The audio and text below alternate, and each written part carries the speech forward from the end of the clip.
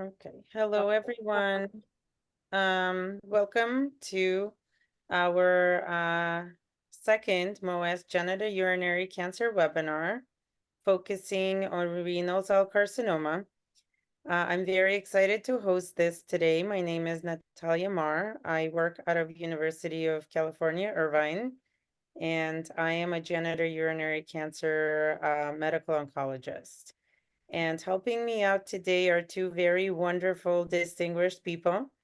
One is my colleague at University of California, Irvine. He's a professor who treats genitourinary cancers with me. That's Dr. Arash Rezazadeh.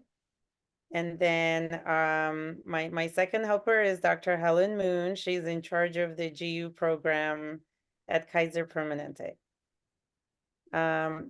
Does Dr. Rezazadeh and Dr. Moon want to say anything and say hi? Go ahead. Hi. Hello, everybody.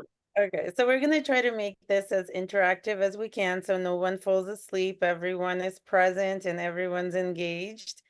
So if anyone attending this session has any questions, please feel free to stop us at any time and ask.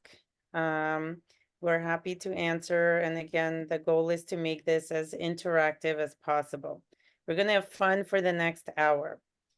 So I'm going to proceed with our slides. So the way that this webinar is organized is we're going to frame a particular topic in renal cell carcinoma management around a couple of patient cases. And we're going to dissect these cases with our two experts. And then once we have a wonderful discussion, and hopefully, again, the attendees can help facilitate the discussion, then we'll review some data that's pertinent to this particular topic. So let's jump right in. So I have two cases to start with. So as I read them, please try to see how these two patients are different from each other and how are they the same.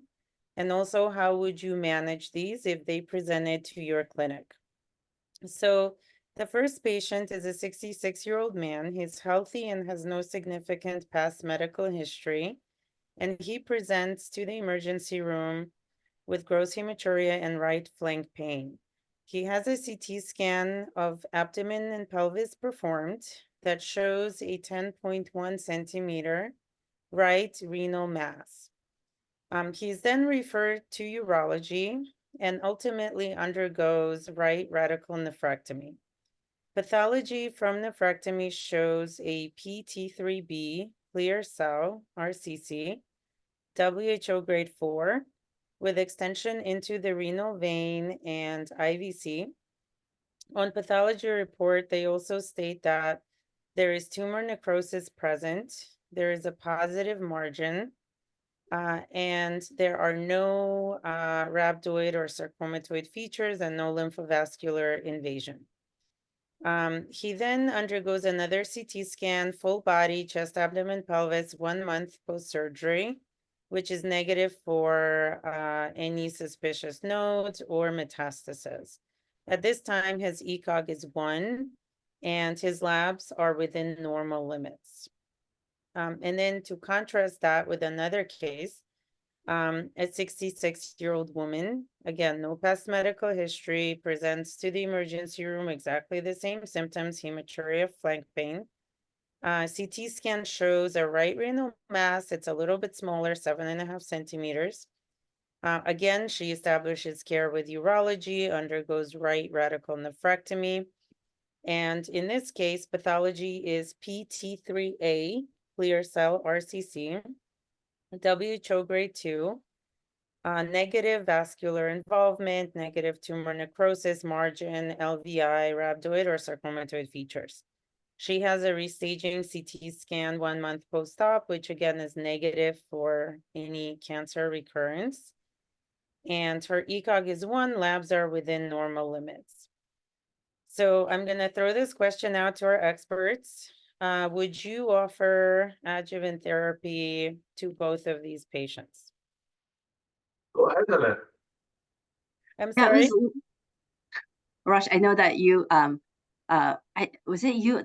There's a slide deck kind of coming up on that. So I will tell you, and this will be covered with slides, so I don't want to steal anybody's thunders.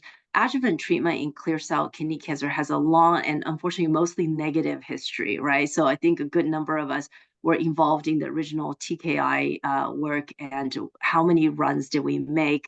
I mean, I think there's the last one with Everest about to report out, but multiple TKIs have tried and failed with, dare I say, I think Sutent made it, has an FDA approval in this adjuvant space, but barely. And really practically, I don't know about you guys, and I'm interested to hear it, even though this does have FDA approval in that space as a TKI, it is certainly something that I rarely offer, because very much I find the benefit to be non-compelling when it's compared to the side effects. And also, it doesn't seem to, at least to me, alter the curve at all for any of the patients. It seems like if there was recurrence, it's still going to come. It may just come a little bit later in that sense. And Sutent is by no means an easy drug. And you see this with the immunotherapy trials when they come in, when they still accept placebo as a valid, a valid kind of comparator arm. But the immunotherapies are different. We were involved very heavily with Prosper at Kaiser, and that trial unfortunately was negative. There's some interesting design issues with this trial, but of course we have just very recently a positive OS. So in this case, I think we absolutely would be discussing adjuvant therapy, definitely with the grade 4, the T3. I think the grade 2s a little bit shakier, but 66. I'm certainly have been maneuvered into positions where I've had conversations about both, but I would say the first case I probably would definitely be offering. How about you guys? Yeah, I mean, I totally agree with you. And TKI is no question. I wouldn't talk about TKI to my patients. Even after FDA approval for Sutent, after so many negative trials, just had one positive trial with barely kind of disease-free survival for 1 year. When you give the drug for 1 year and get 1 year disease-free survival. So TKI is out of question. I will not discuss it with my patients generally. As far as the immunotherapy, you're right. It's very puzzling as why there were like 4 main trials, I would say, that didn't show any, 3 of them didn't show any benefit, but Pembro is very positive. So, I mean, how to explain that? Now we have the overall survival data for Pembro. It's very difficult. There are some ways of explaining it, but it's just all speculation. I probably be less willing to give this 3A grade 2 immunotherapy, because that 3A, we have to see what it is. If it's a vascular invasion or it's just fat invasion, maybe pelvic fat invasion, renal pelvic fat invasion, and it's not really a vascular disease in the vessel or renal vein. And grade 2 is kind of wishy-washy. If the patient really wants to do something, it's benefit versus risk. But first case, I feel like this patient has a high chance of recurrence. So it's not unreasonable to, given the data for Pembro, treat the first guy with the adjuvant pembrolizumab for the benefit of it. Yes. I think the first is very clean, right? I mean, like, okay, it makes sense, the labels and so on. I think that second case, it's going to be much more patient-driven factors, at least for me. If there's a patient that's young, they bring me the picture of their kids on their phone, and I'm like, oh, and the idea of doing nothing keeps them up at night. That's a hard.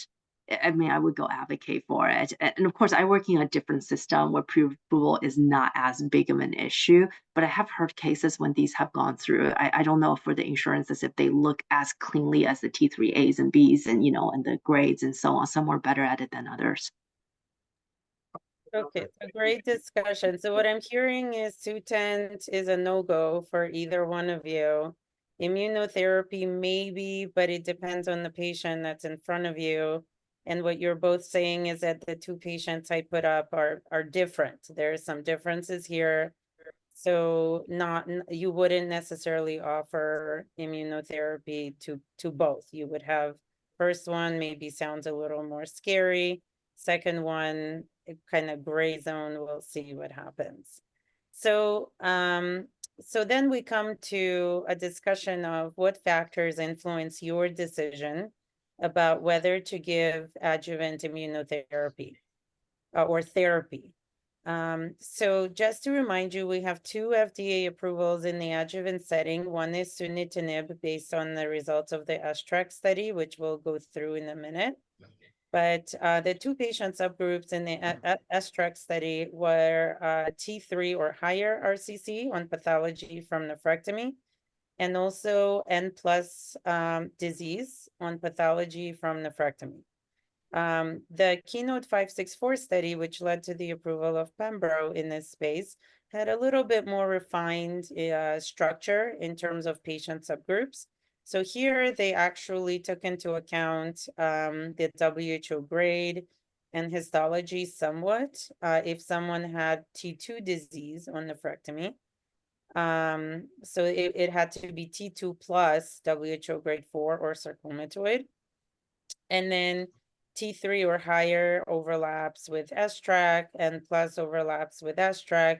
And then they also had that M1 NAD group, which is oligometastatic RCC, fully resected, no evidence of recurrence. So these were the 2 kind of patient populations within the 2 trials that led to approval of 2 adjuvant therapies that we have. So why don't we ask the experts, do you follow these patient populations? Do they help guide you in some ways? No, I mean, again, I don't use sunitinib, because when you look at the curves and look at the benefit and the duration of therapy and the side effects of the sunitinib, I really don't use it. I've never used it. I mean, we used it in trials, but after that, look at the data.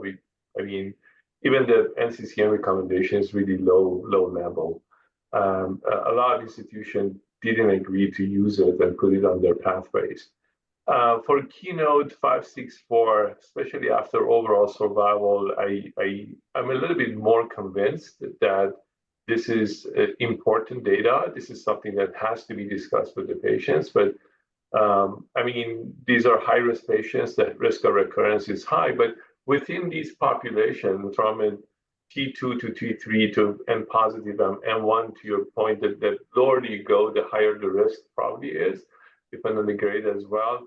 There'd be more and more benefit, and you feel like these patients, as you go from the top to the bottom, probably need the treatment sooner rather than later, and you may get away with a little bit of immunotherapy rather than adding TKI or doing a doublet. So, as you go from the top to the bottom, I'm more and more thinking about giving the patient adjuvant treatment. Yes. So just kind of a perspective, and the reason I talked about all those negative studies with adjuvant is because it almost set me up psychologically after a decade of negative studies, that you look at even the positive studies with somewhat of a more, I think, quizzical eye than others, fairly or not. So this is kind of how I think about it. When the Keynote 564 data first came out, it didn't have OS, right? The OS was much more recent. And so I was picking and choosing, basically saying, do I believe in that PFS? Do I think that there are patients I truly bent the curve and they're now on a better survival curve? So back then, so by then meaning before the January GU ASCO, I was offering, but quite selectively. I mean, if I were really honest, it's probably the resected metastatic, the node positive. Those are very strong. The T3Bs, okay. The T3Bs, I think, very high risk. Anything with the LVIs or any of those type of factors. Of course, there's that patient that read about it and really advocated.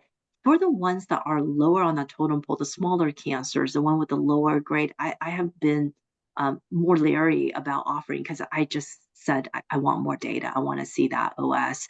I think now that the OS is there, I'm much more liberal in who I offer it for.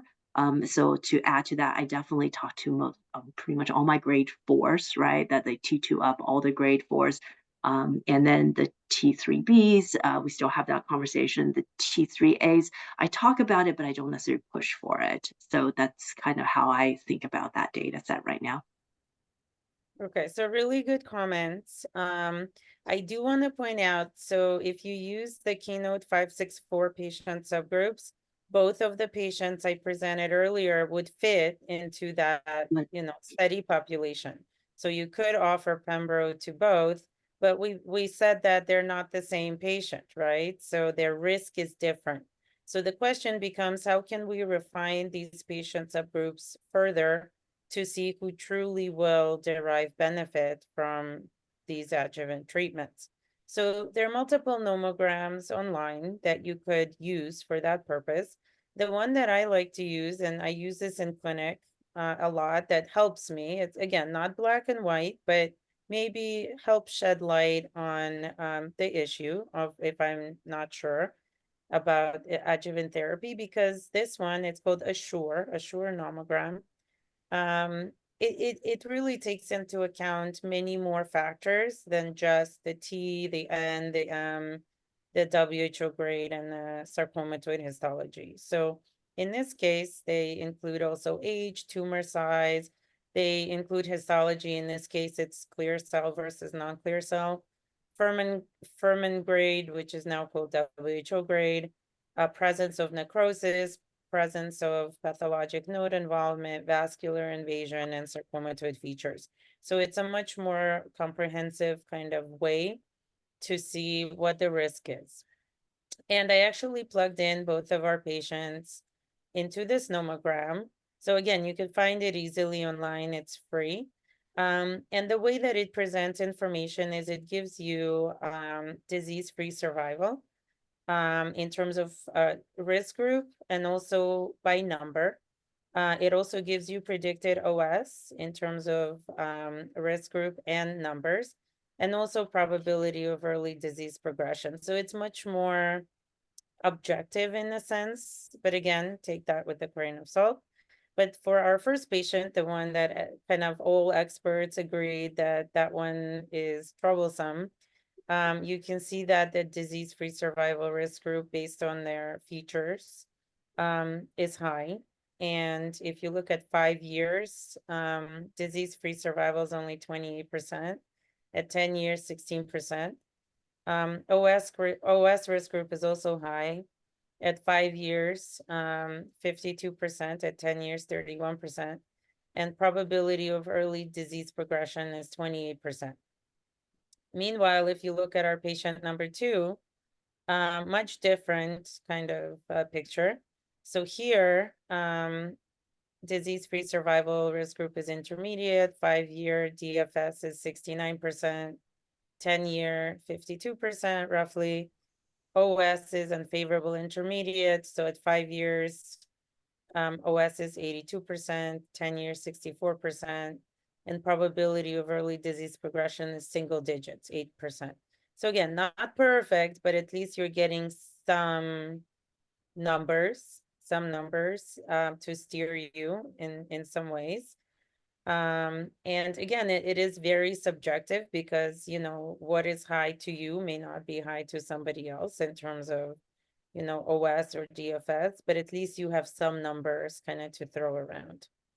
Any comments on this? Do you guys use this at all?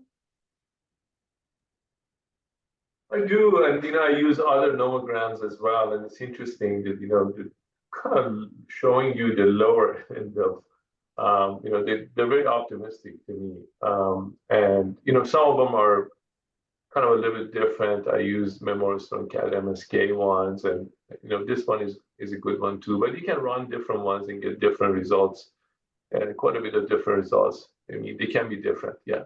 But it helps. It helps to make a decision and have a discussion with the patient that, hey, your disease is out, but it's not like you're cured for sure. And if you want to do things to lower the risk and understand the side effect of the medication, one point that I really talk to them is, you may not need this. That's one possibility. These are the patients who may not have cancer at all, and you give them something that may cause life-altering side effects. And that's very important to know when you look at the comparator arm or control arm, a lot of times you see this. Quite a bit of number of patients do very well over time, 5 years, 10 years, whatever it is. They don't need any treatment. They never needed anything. So, and you're offering those patients an active treatment. That's important to look at these numbers and say, there's a possibility that you don't need anything. So, and that's very different from metastatic setting. Right, exactly. Dr. Moon? It's similar. I mean, I've used different nomograms, and then sometimes in clinical practice, realistically, you go so fast, you kind of get a general gestalt of like, these are the people who are in trouble, these are people not. But definitely have used nomograms to help make decisions. To pull these up, specific numbers are particularly useful when someone's on the cusp. They can kind of go either way, and you put the data, which is the only thing we can do, right? We put the data in front of the patient and help them to forge a way forward. But these are very useful. Right. So this is one of many nomograms, but I think it's helpful beyond what the keynote study subgroups are. So you can use this one, you could use other ones. So then this brings us to another question. Besides the factors outlined in this nomogram and others, are there any other features that you look for? Any genomic biomarkers? Do you use circulating tumor DNA in this space to help you decide in favor or against adjuvant therapy? I do not. So, and partly because, where I practice, it's not asked for as much, but I've certainly have done second, third, and fourth opinions when people have brought circulating tumor and, the usual conversations about we haven't validated them in this RCC space. And frankly, I don't 100% know because they come from different companies. Some of the big ones we all know, some of them seem much more esoteric.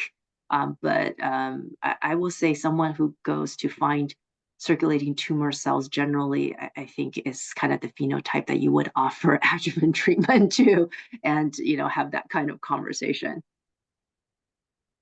I agree. I think in renal cell, circulating tumor DNA is not as high as a general statement as bladder cancer and other cancers that we use in, but it always bugging. What if it's another primary on the other side and you can just take it out and it's going to pop up in the other kidney, or where is this coming from? Is that really metastatic, or is it something that the patient may have a second primary or whatnot? So these are informed, of course, but sometimes these patients can have another tumor in the other kidney, like 1 centimeter, 2 centimeter that shows up all the time. So it not necessarily benefit from a big therapy, like a year of commitment to adjuvant immunotherapy. So, I mean, to your point, it's not validated. It's a useful tool, hopefully in future, but I don't use PD-L1 staining or none of that in kidney cancer. What about you, Dr. Mar? Do you use? Yeah, I agree. I don't. CT DNA is not really validated for RCC well at this point. So results are somewhat inconsistent, I feel like. And for RCC, the traditional biomarkers for response to immunotherapy, for example, are also not validated. So PD-L1 is not really a good biomarker for RCC, neither is tumor mutational burden, etc. And we just don't have good biomarkers predictive of response to therapies. So I don't use them in this space. I just add one thing that we kind of mentioned that, but I think it's a very important point. When you talk about biomarker, it's more histology, but it sounds like sarcomatoid is particularly important. They're the ones that come back very often, and they're the ones that basically respond. So if it's not a biomarker, but I'm going to say that's something that really, regardless of the other things that we talk about, when I see that sarcomatoid grade 4, it makes you feel like, yeah, maybe this patient may benefit. So you're more prone to use IO with a sarcomatoid histology adjuvant. Okay, fair point. Okay, so we are now just very briefly, so this is our menu of choices for adjuvant treatments. So surveillance is there, sunitinib FDA approved, pembro FDA approved, clinical trial. So how do you decide between these types of therapy? We kind of mentioned that already in the beginning. It sounds like Sutent nobody really would choose. Pembro, maybe. Surveillance seems to be kind of a common answer for most patients, from what I gather. Any comments, or do we want to go into Dr. Rezazadeh's talk? It's clinical trials, Dr. Mar. Go try. I agree. The last option. Yeah, I will say though, for clinical trials, I don't know if you guys get this in your institution. It in this space, it was so much easier to enroll because we had really good questions that need to be answered, right? There was nothing adjuvant, so the bar was low. And then you had some really cool biology. I think I'm thinking about the belzutifan, adjuvant trials that were running, and I think that are completed because it made sense. Right now, I'm a little bit paused because I'm trying to think what clinical trials would I put someone on. You guys may have more available than I do because it's a blank space here. And so it's very much an IO space currently for me, unless I hear something else. So yeah, we had an adjuvant trial with pembro belzutifan. yeah. Closed very, very recently. So we don't have a replacement as far as I know at this time. I feel like it's a little bit low. There's a little low right now in the US in the adjuvant space. So kind of waiting for the belzutifan based trials to read out. So okay. All right. Well, this is our cue for Dr. Rezazadeh. So take it away. Okay. I'm gonna stop sharing. And let me see.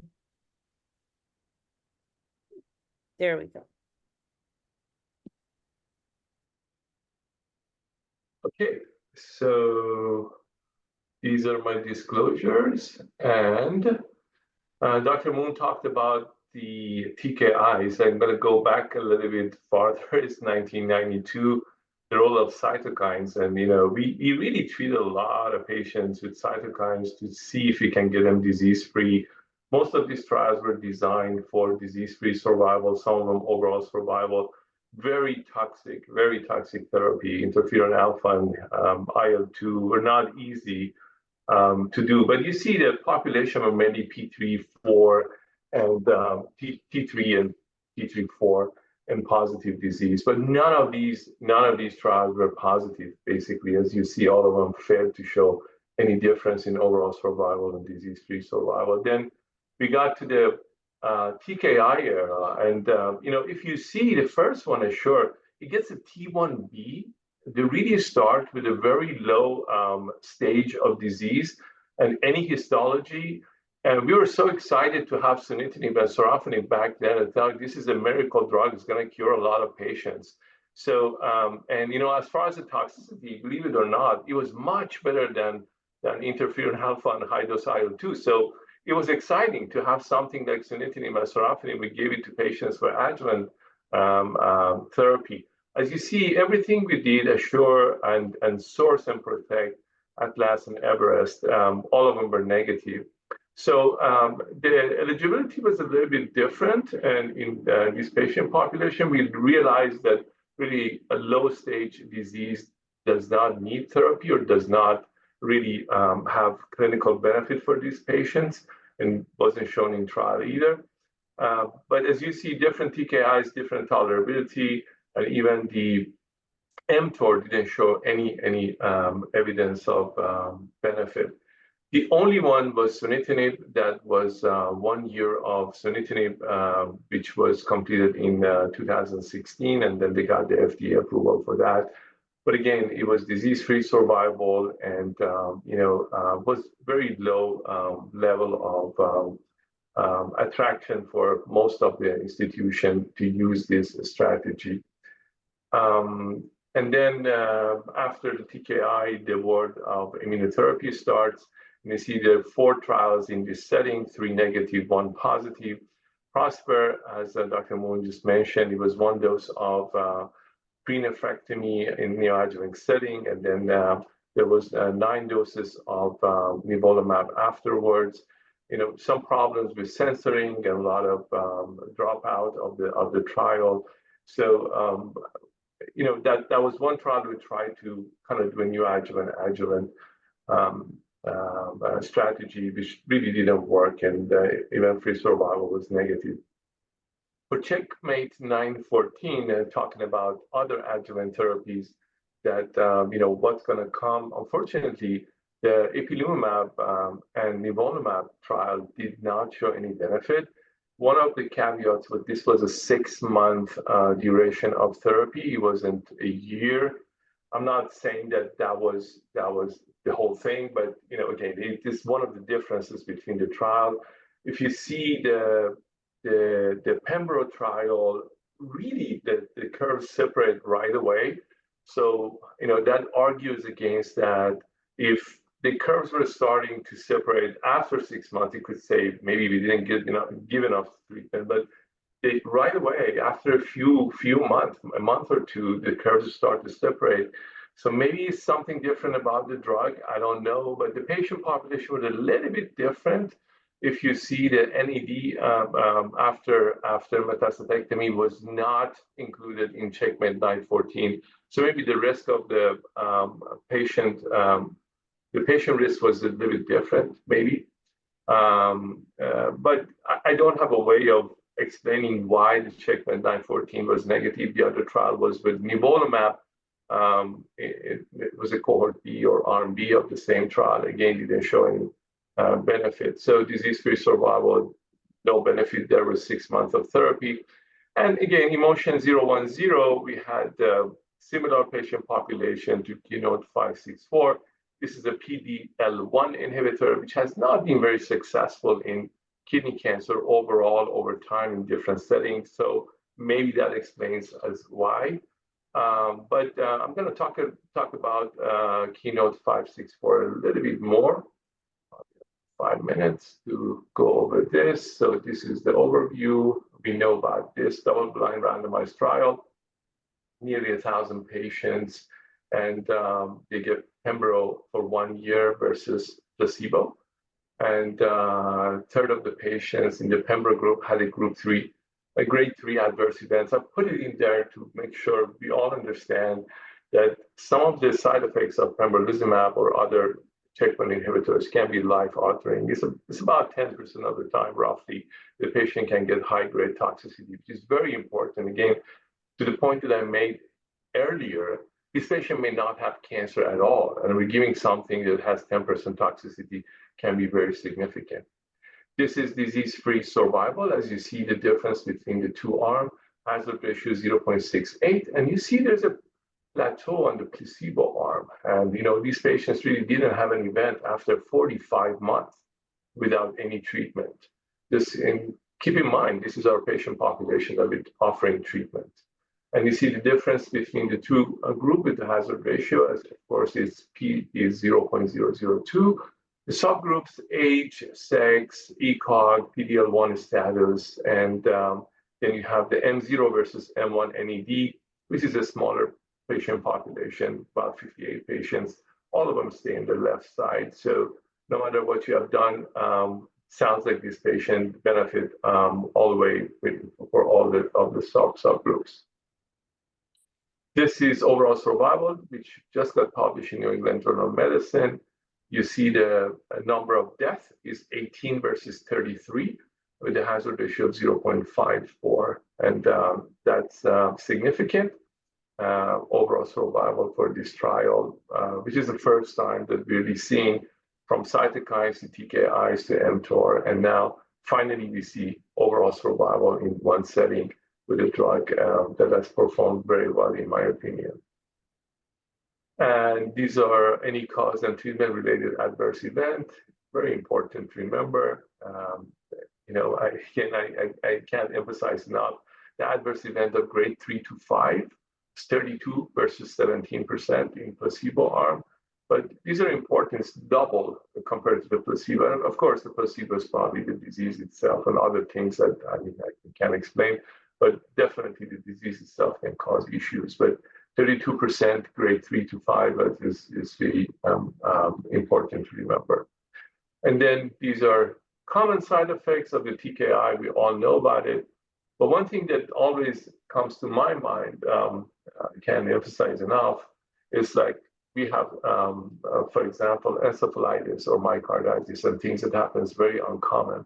And this one unfortunate patient that's your patient and shows up, make sure you talk about benefit versus risk. We don't want to scare the patient, but we want to tell them what they're dealing with. There's a very low level and remote possibility that this patient can get very terrible side effects from the checkpoint inhibitors, despite the fact that most patients do very well with checkpoint inhibitors. These are important to remember. That is it for me. If there are any questions at the end or now, I'd be happy to answer. Okay, so maybe, do we have questions? We were talking about median time. To this day, I still don't understand when Pembroke's got such better data. Like, I don't get it. Any theories? I mean, with Atezo, I think it's kind of, I can explain why. It's, never been shown that it's an equal drug. With Nivo, it's really hard to explain. The few things that I know is that it was 6-month therapy, and there were not M1 disease resected, and there were more sarcomatoid in the Pembro trial, plus 6%, I believe. I can't remember. I think 6%. So maybe when you put everything together, they're high-risk patients, but the control arm performs about the same in the two trials. It just seems like Pembro is a better drug. Just looking at the curves. Not by science, but looking at the curves, if the control arm does the same, and the treatment arm is above the control arm in one, and the other one not, then you think that what's the difference? Is the risk is about the same in both patient population, just one drug performs better than the other. I do not know why. And if you know, please let me know too. I don't either. It's one of, I think, to me, kind of mysteries, because, with Prosper, it has somewhat of a clunky trial design with that one dose, right? And there's the discussion of, is one dose enough? And then there's a somewhat of a drop-off with people after nephrectomy when they kind of disappeared and didn't finish the rest. So I think there's true kind of trial ops issues in that trial. But some of the other ones, I really just truly do not understand. And, this is not kind of the first year or two of Pembro and Nivo. A mystery. What do you think, Nataliya? I agree. I don't think there is a very clear explanation. That's why we struggle with this so much with every single patient that comes in. So both of the patients I presented were my patients from my clinic, and every time I struggle with, do I want to offer this or not? So maybe why don't we finish the adjuvant topic with maybe each one of you can give me a pearl. What do you want the audience to remember about adjuvants? The one thing that you want to tell them about. I would say benefit versus risk, and that's the key for adjuvant. To have a fair discussion with the patient, yeah. Yeah, I think the triggers for me that definitely offer adjuvant resected mets, sarcomatoid, grade 4, the positive lymph node. Those 4 I almost always offer because I feel like their risk benefit really heavily tips to get treatment. Outside of that, I get a little bit shakier because even though I feel like we give immunotherapy like water these days, they do have true side effects, some of which are permanent. It's nothing like putting someone on chronic steroids and so on that really alters kind of their quality of life. We've got a couple of dermatitis, which in itself doesn't seem like that big of a deal, but we live in Southern California. They can't go in the sun. Wherever they go in the sun, it's a hot mess, right? So, quality of life things I think should be discussed, especially when the benefit may not be as clear. Nice. So let me ask you the last question, and we move on. Do you guys feel like you are comfortable with rescuing these patients when they do have a bad side effect? Are you confident that with your immunosuppression, you can get them back to, normal, quote unquote? ish. Okay. I used to be super duper confident. You know, I mean, I trained in the high dose IL 2 days. I'm like, sure, you turn it up, you turn it off, steroids, steroids, steroids, we're done. And then you get one bad outcome from the checkpoints because sometimes you like launch a fire, you can't control it. Like, and not so much just for the checkpoint inhibitor. I remember because I used to have to look at all the disasters that happened on research, right? And there was someone who got adjuvant ipi-nivo for melanoma. I don't know, Tim Chu, if you are my Tim Chu, the Kaiser Tim Chu. That's back when we were giving 10 milligrams of ipi. Remember those awful days? And he came in with enlarged abdomen. And then, you know, obviously like the splenomegaly, and essentially just the spleen just kept going and going and going and going. All the steroids, it just wouldn't stop. And he ultimately died because the spleen ruptured. That really taught me a lesson that there are times that you can launch a fire that you can't stop, right? And so I have a pretty healthy respect for immunotherapy, I think, at this point. But that's newly learned because once upon a time I really just thought it was as simple as turn on, turn off. Yeah, I want to add something to the point that Dr. Moon just made. I did high dose IL-2 as well, but I think we were selecting those patients so carefully. They were best of the best, and and they expected to get sick. These patients nowadays with checkpoint inhibitors, we treat all kind of patients with all kind of performance status and all kind of comorbidities, and their expectation for immunotherapy from the patient mindset is this is something simple to do and nothing's going to happen. So I think that's our responsibility to tell them that at times things can be bad, and kind of make them ready and make sure if they need a steroid, we can rescue them, because sometimes giving steroids to elderly patients with a bunch of other issues like bad diabetes and obesity and this and that or the other will be difficult. So you have to be ready to manage the side effects if it comes up as well. I love those points. Thank you so much. Okay. I had a question. Oh, yes. Yes, Omin. Yes. Thank you, Dr. Moore. Thank you, Dr. Rezazadeh and Dr. Moore, for a great discussion. I had a kind of real world question. I remember, before the survival data coming out from the 564, that was a conversation. If the patient comes with a synchronous metastasis and we do the metastasis, we remove the metastasis site, we were usually, kind of observe. There was a discussion and debate to observe the patient, and when the patient becomes clearly metastatic, start the treatment with a better treatment combination, IO, TKI, IO. But looking at this trial, looking at the subcategorical analysis and forest plot, we see that the M1 NED patients actually had the best result. The hazard ratio was 0.4.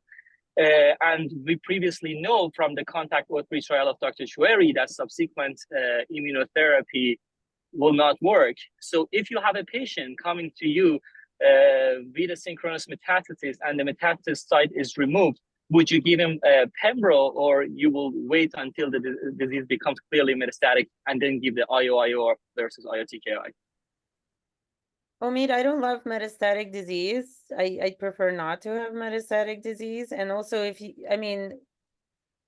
with that line of thought, yes, you are potentially giving them stronger therapy when they become metastatic, but you're also giving them potentially more side effects when they become metastatic because you're giving them stronger therapy, right? So, if it was me personally, I would offer them adjuvant pembro, because knowing that probably that's the highest risk group for metastasis development also might benefit the most from adjuvant. CONTACT-03 has its own issues, which we won't discuss today. So I wouldn't make it like a hard rule that I won't reuse immunotherapy ever post-failure of immunotherapy. But I would offer those patients adjuvant pembro rather than wait for them to be metastatic.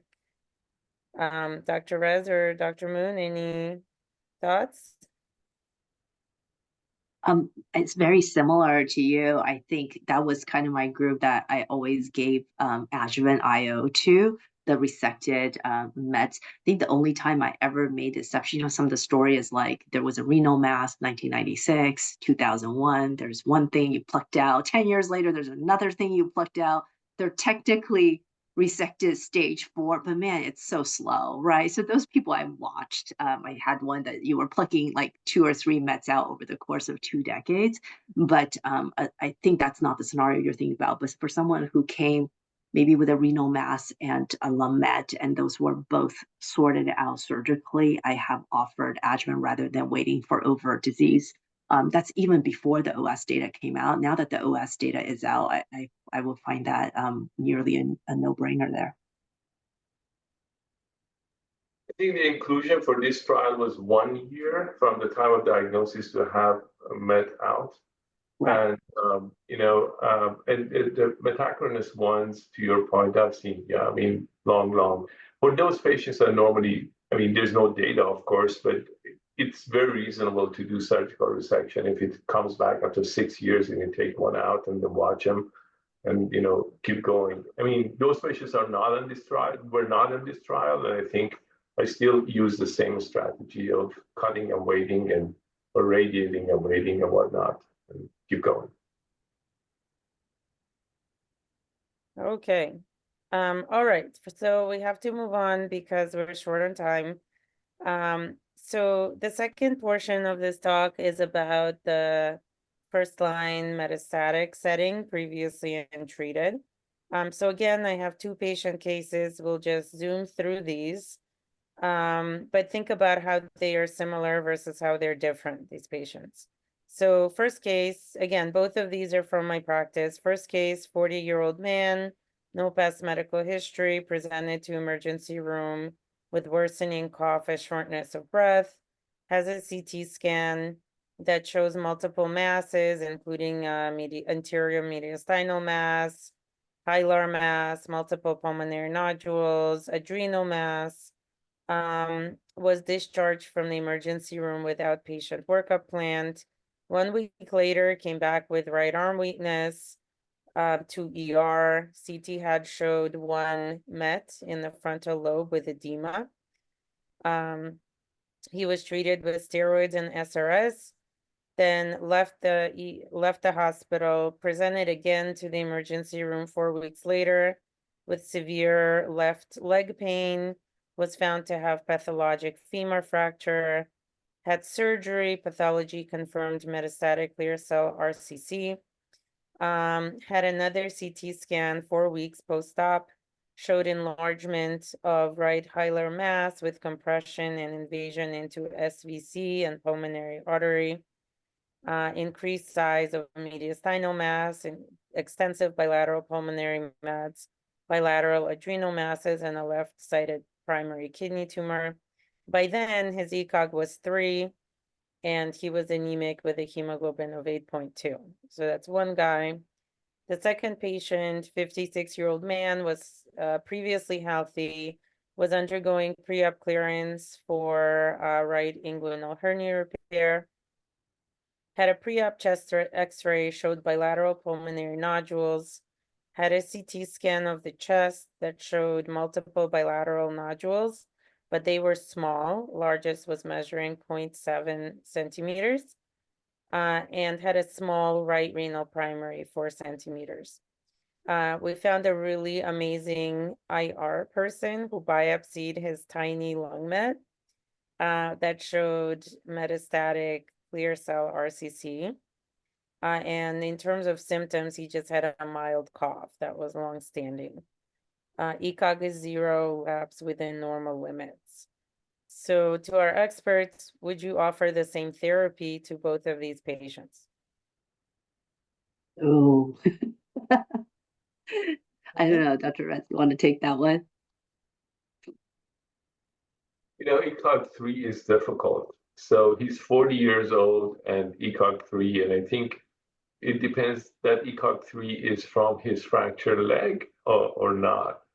But I probably will not offer the same to both patients. Meaning, the second patient seems like has very small bilateral nodules. but they're not big, you know, it's, yeah, you said it's very tiny nodules. So this patient with ECOG 0 and limited disease volume, I think we have time to experiment and see what happens to him. I mean, in these patients, I have used combination of IO and see what happens. And if they progress, you have all this time to experiment with other things. With the first patient, if I want to treat this patient, I'll probably use a TKI with a shorter half-life, like maybe Inlyta, to kind of pull back with ECOG 3 if something happens, and the patient cannot really tolerate it, and in combination with immunotherapy. So maybe oxypembro would be the first choice for me in a patient with ECOG 3, multiple issues, basically. But for second patient, I'll probably use IO. Okay, so very fair points. I agree. So just to clarify, the ECOG 3 was because he was so debilitated from all of these events that occurred. It wasn't that he was a sick man. He was a ECOG 0 before all of this transpired. Yeah. So just to quickly remind you, we see these IMDC risk groups, MSKCC risk groups in all the trials, and they follow the drug approvals into the guidelines.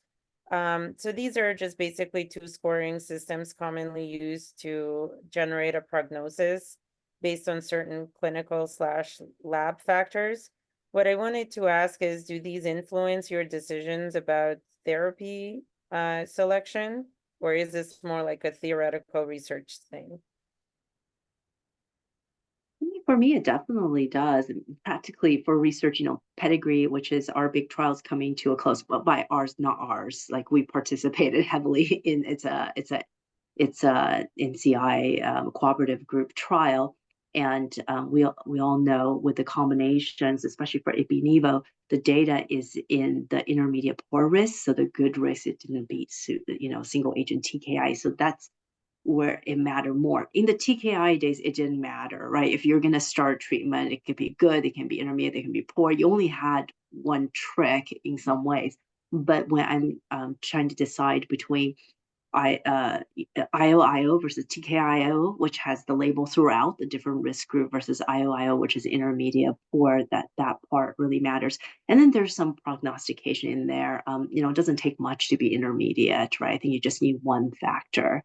And I'll kind of comment a little bit about the case that was just there. The man's 40, unless he has other problem, presumably he is so debilitated because of cancer. I mean, he should be otherwise very healthy. So I think for those patients, just like what Dr. Rez said, I'd probably go in with guns blazing TKIO, because he really only has one shot at it. You want to get a response, you want to get it fast. And maybe in 3 to 6 months later, he'll be a different person. But certainly if you don't get a response, that's it. He's actively dying in front of you, is how I think about that. Whereas I actually think it's really interesting what you said about the second case. Absolutely agree. You have more time to play with it, right? So sometimes IO, which we traditionally think of is effective, but maybe a little bit slower, can be played here. Remember the olden days before all of these drugs, when we give cytoreductive nephrectomies and hope that the limited extrarenal disease disappear, which you don't ever believe it unless you see one. Like I had one fly in from Northern California for high dose IL-2, and his restaging CT, like you can't see the lung mets anymore. So here you had, I think, a renal mass and a teeny tiny, would you watch it? Would you send it for just primarily surgery and watch it? So there's actually couple of non-medical options that you may also explore with this patient, depending on what they think is reasonable. Who knows which one's better, but that's where you're at with it. That's a really interesting thought. So how many kidneys do you have to take out to get one of those responses? It's like 4 to 5%. It's really puny, right? So I think we have it kind of written in our guideline that really this is the only thing you think of if pretty much 95% of your disease is in the kidney, like very little outside of it, and primarily pulmonary, or maybe some mediastinal node based on some old work that was done at UCLA, that those people seem to have the most indolent story. Very interesting. Uh-huh. I wanted to make a note here of my own understanding of what this IMDC and MSKCC criteria are. Honestly, I do not understand this at all. I mean, they were developed to be prognostic. Then somehow we use them in all RCC trial, stratify patients based on that to see who responds better to something or not. Now we're using them as predictive risk to say, okay, this patient with favorable risk is not going to respond to IO because it doesn't have an approval or it didn't show this or that, and the other patient needs. I mean, to me, these are prognostic factors. You think that the patient will do better or worse, but I mean, the trials have used this for stratifying factors, but honestly, I don't understand it very well and why and how it happened. And then all the FDA approval is based on that. No, we have, I think we're kind of coming the last few minutes, but then there was a slide. I stole my slide deck. Well, not true. I took about 10 slides from Tianzon's slide deck. Let me just share my screen really quickly. And it actually has to do with exactly what you're asking. If that's okay, I'm going to share my screen and then bring this up and then do this. So I actually thought, if you can see, it's quite interesting, like IMDC criteria. And exactly what you're saying is that essentially, here, good prognosis, intermediate, and poor. And sometimes we think of those as independent, but really they exist in the same person. It's just at what point do you catch them? If someone has a very indolent disease, here you see that maybe they spend a really long time in that green, and only that decision point when you decide that increased tumor burden, aka when we see it and we have to do something about it, that's where that line drops. And I think in that way, they're trying to prognosticate how close you are to the end. That little bar graph actually helped me a lot because I had the same issues as you. I'm like, it's just a score, like a made up thing. But to try to understand that we're catching people with this amount of disease burden and disease history. I don't know if that helps. Sure. So we didn't see your slides. I'm sorry. You didn't? Oh no. No, but I think, if the audience is willing to stay, we'll just do a couple extra minutes. This is just fascinating stuff. Okay, so just briefly. So in practice, what we care about is how do I decide between all of these regimens that are on the market right now? So we kind of touched on that, but one factor would be how quickly do I need a response? Meaning, do I have 2 to 3 months to see if IO works? We kind of mentioned that. So pace of disease, volume of disease, sites of mets, particularly liver or brain, WHO grade, extent of cancer-related symptoms, sarcomatoid histology, and then genomic biomarkers I put in there. This is an emerging field. There's nothing at this time that's point of care telling you what to do in clinic, but that's an emerging field. The second consideration is treatment-related toxicity. We mentioned that.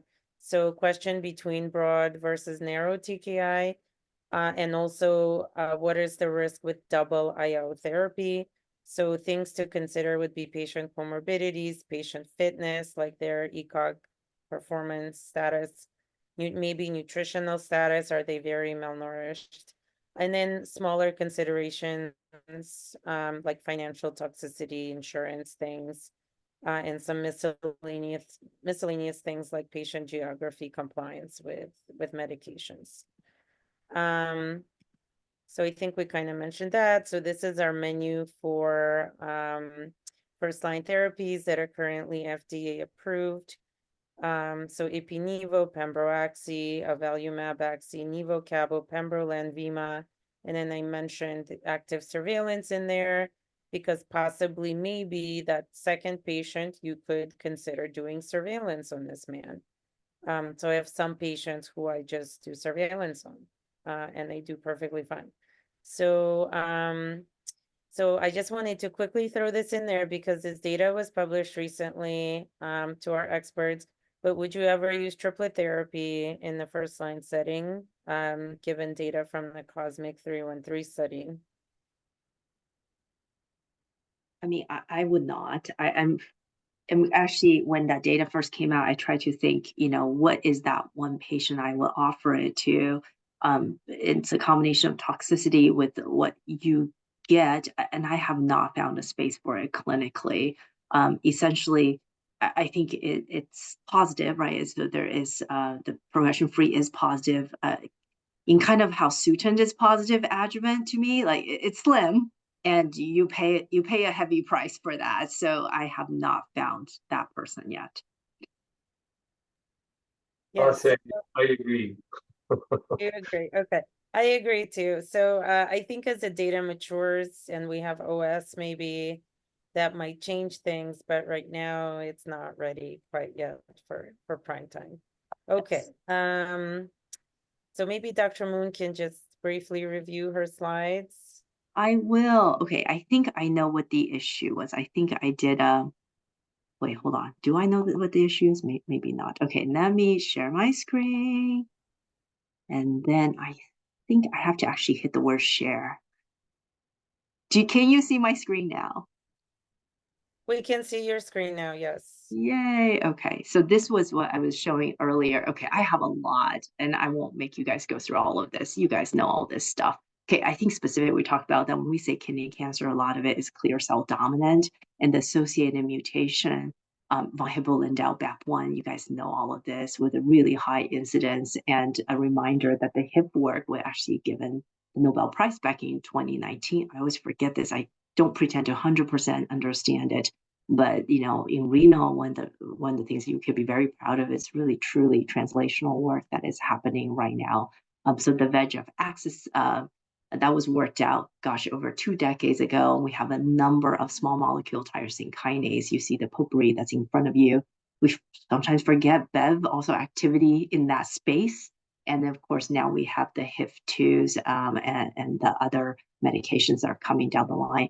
I don't need to tell this group about the immune checkpoint inhibitions, but what you also see is really pre-2005, the dark ages, there was high-dose IL-2, which is what we played around with, and the occasional interferon, that was fun, and an Avastin here and there, but really 2005 to now we're 2024, nearly 20 years of playing around with TKIs, combinations, IO combinations, and now as we talk about cosmic, a triplet, right?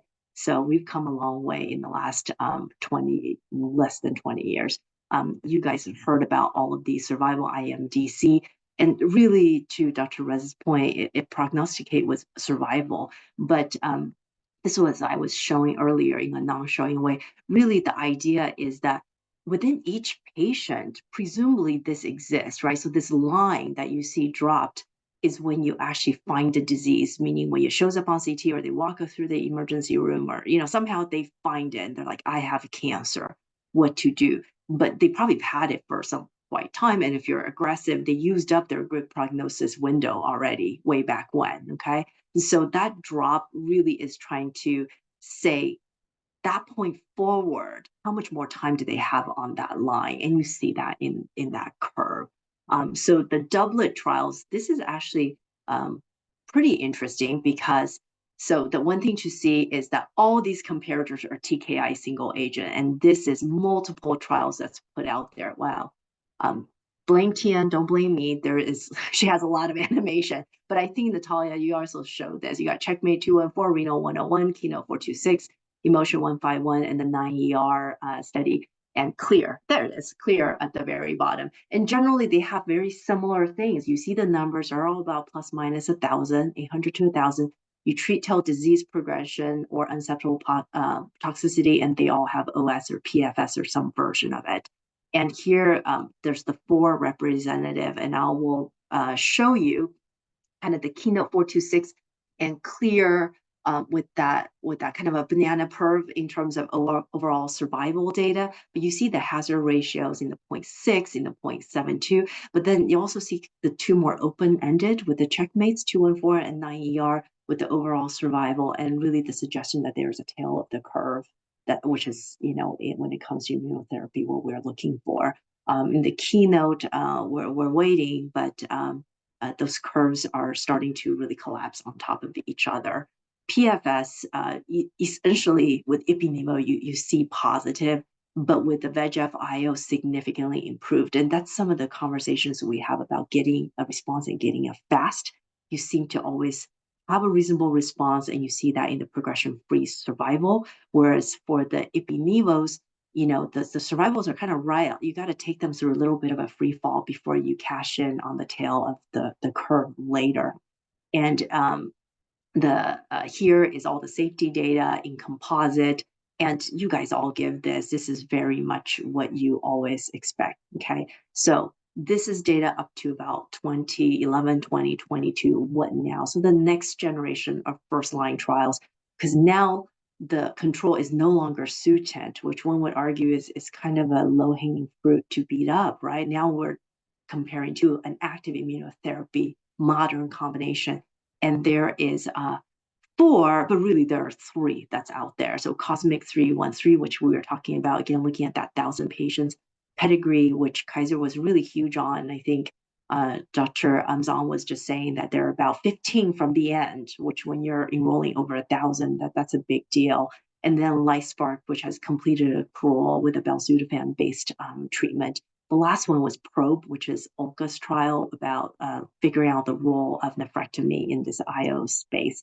And so all of that getting into Cosmic, look at the randomization 1-to-1, and it's essentially cabo-nivo-ipi, that's the triplet, versus ipi-nivo, okay? Now think about ipi-nivo with kind of the less payment on the response at the beginning and but more on the tail.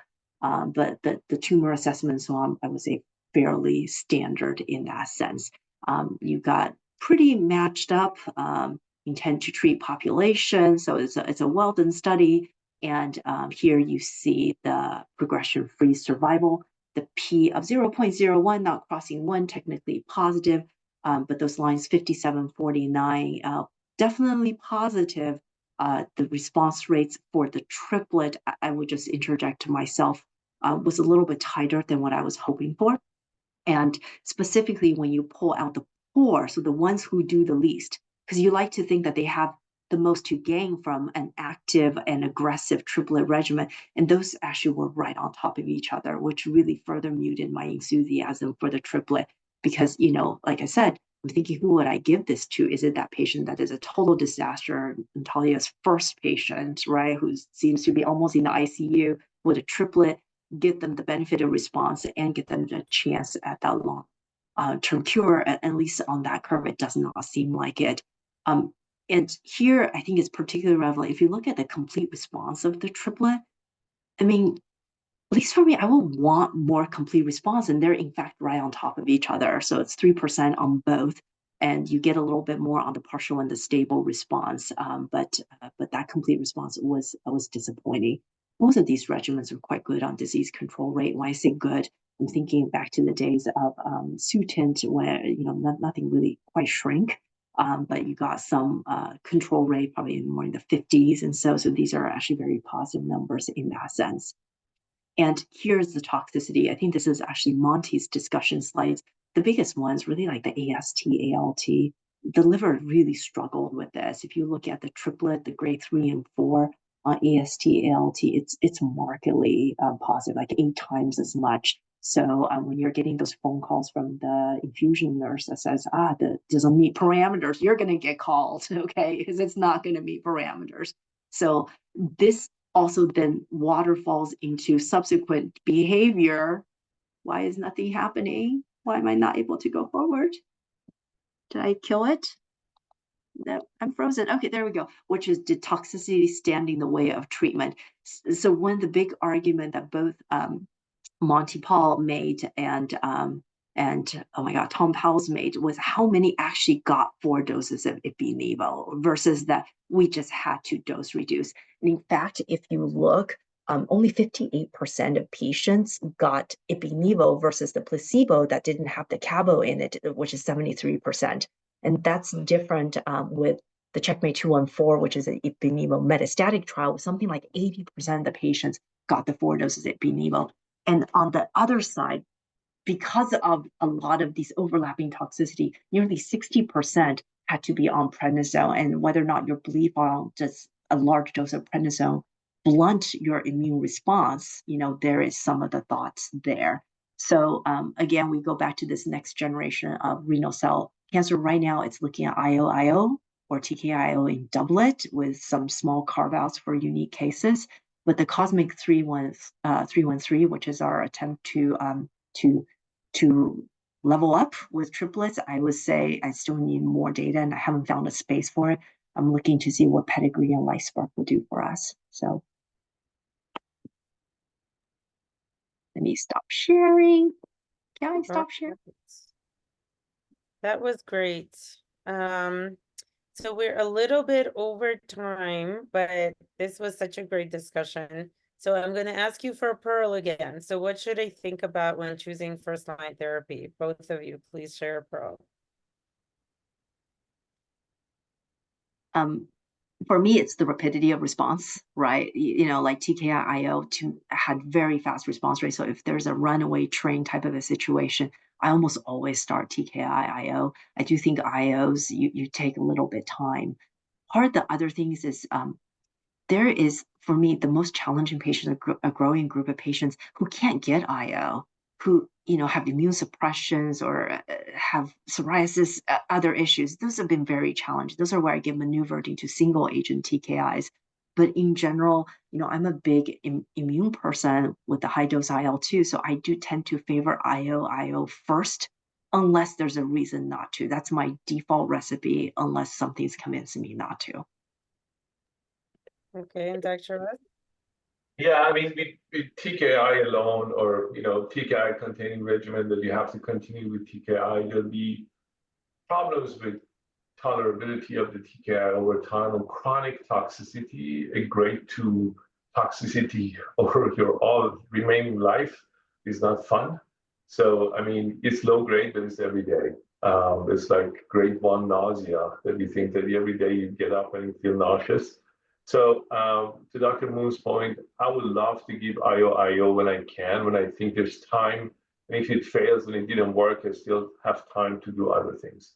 So if I need a quick response, TKI-IO is the way to go. I hope PRISM become the solution for us eventually. We're looking at the profile of the tumor to see who probably going to respond to what and where the immunotherapy is not going to be helpful, so we don't give people unnecessary toxicity. I mean, I'm sure there's some of the patients that may need TKI only and immunotherapy is not going to add anything. I'm sure there's somewhere, somehow. And if we can find out who's going to respond to what, then you probably have the answer there. But now, for the time being, it's all speculation or clinical experience and using the trial enrollment into trial criteria to find out. But for me, basically the basics are the same as Dr. Moon said. Okay, perfect. Well, with that, we adjourn. I thank both of you. Wonderful discussion. I'm sorry we don't have time for questions, but feel free to email me as well as the panel if you have any burning questions or you need help with something. Thanks so much for attending. Take care. Thank you very much. Good night.